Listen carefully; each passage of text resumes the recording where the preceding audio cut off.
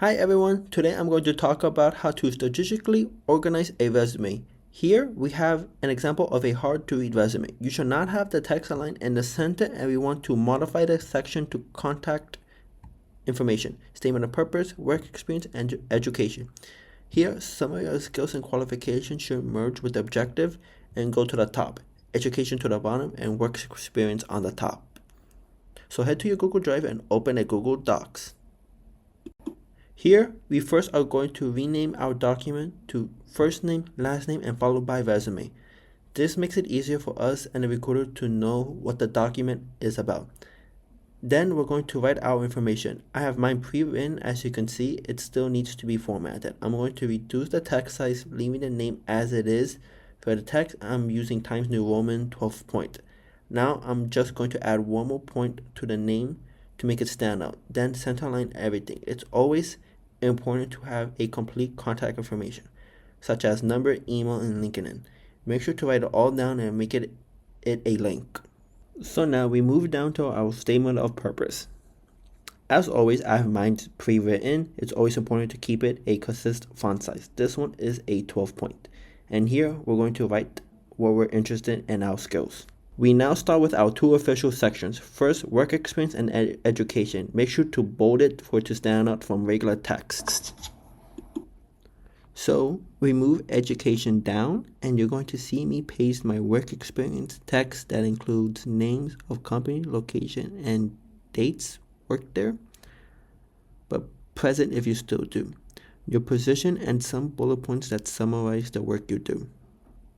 We're going to bold the name of the company and location, italicize the position, put all your sentences in bullet points. We have a lot of types, but we're going to go with a formal one. This is looking much more organized and going to move the dates to the far right. Now you can see my first bullet point is starting with a to be verb, which makes the sentence appear weak. Instead, always start with an action verb. Here, I'm going to replace I am in charge of passenger to guy passenger, and it instantly sounds better. Don't forget to always spell check your resume and use the right tense, as it makes a big difference in your resume.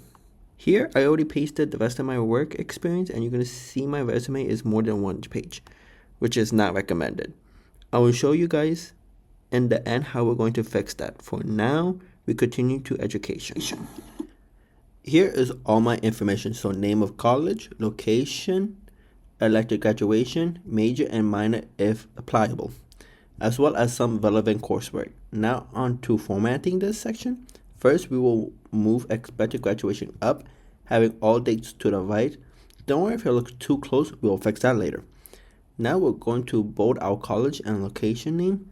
Then we're going to bullet relevant coursework to separate from my major and minor. Here, you can also add another bullet point for honors or leadership. An example of this, I will add leadership a position of, say, I don't know, PTK president. I'm going to leave it for the sake of the video, and I'll add the rest of my education information. We are done with our information part of the resume, so good job. And our last step is to fix the margin. To make sure it all fits in one page, I'm going to zoom out for you to see all the white spaces there is. This is an easy fix. We will go to a page setup and change the margin to a 0.5. This will make the document look more fuller and with less of that white space. Here we see we still have more of that one page, so I'm going to go back and only make the 0.3 to the left and right margin. There we go. This is a good trick to try, but don't abuse it by making the margin non-existent. Now that we have our final document, we will take the dates to the right. Here, I'm speeding through it. There we go. Don't forget as well to spell check your resume, and happy job hunting, guys.